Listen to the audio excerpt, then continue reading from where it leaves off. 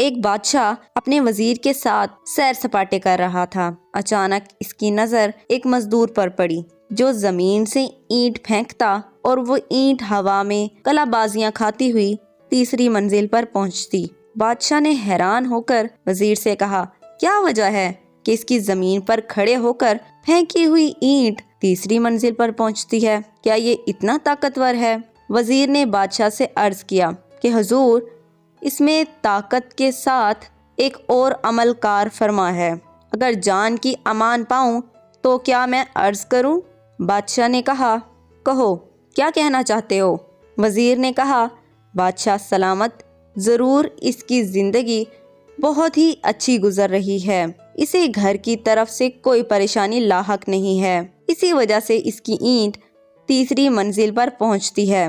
بادشاہ نے کہا، تحقیق کی جائے۔ وزیر نے کہا، جی حضور۔ دوسرے روز وزیر نے چند افراد کو تحقیق پر لگا دیا۔ ایک ہفتے کے بعد ان افراد نے جو رپورٹ پیش کی وہ اس طرح کی تھی۔ اس مزدور کی بیوی شام ہوتے ہی اپنے شوہر کے انتظار میں بیٹھی رہتی ہے۔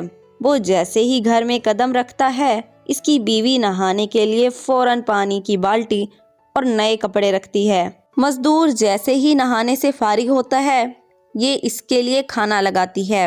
کھانا کمال احتیاط سے پکاتی ہے، نمک اور مرچی کا خاص خیال رکھتی ہے۔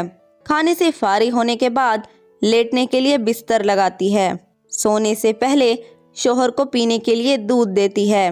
کسی پریشانی کا ذکر نہیں کرتی، صبر سے کام لیتی ہے۔ جب یہ رپورٹ بادشاہ کے سامنے پیش ہوئی تو وہ مزید حیران ہوا۔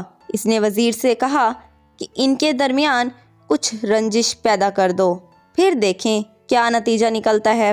چنانچہ وزیر نے ایسا ہی کیا۔ وزیر نے کسی طریقے سے اس کی بیوی کے کانوں میں یہ خبر پہنچا دی کہ تمہارے شوہر کے تو چند دوسری عورتوں سے ناجائز تعلقات ہیں۔ بس پھر کیا تھا، شام کو مزدور جو ہی گھر پہنچا تو کیا دیکھتا ہے کہ نہ تو نہانے کے لیے پانی کی بالٹی ہے، نہ ہی کھانے کا انتظام ہے، نہ ہی سونے کے لیے بستر۔ اس نے حیران ہو کے اپنی بیوی سے وجہ پوچھی تو وہ لڑنے کو دوڑی۔ مزدور نے بہت صفائی پیش کی، لیکن بیوی تھی کہ میں تو نہیں مانوں گی۔ غرض چند دن یہ قصہ یوں ہی چلتا رہا۔ ایک دن وزیر نے بادشاہ کو کہا کہ بادشاہ سلامت، ہم سیر پر چلتے ہیں اور مزدور کی حالت دیکھتے ہیں۔ بادشاہ وزیر سمیت سیر پر نکلا اور اسی مزدور کے پاس پہنچے تو کیا دیکھتے ہیں کہ مزدور لاکھ کوشش کرتا ہے لیکن اینٹ پہلی منزل سے اوپر ہی نہیں جاتی۔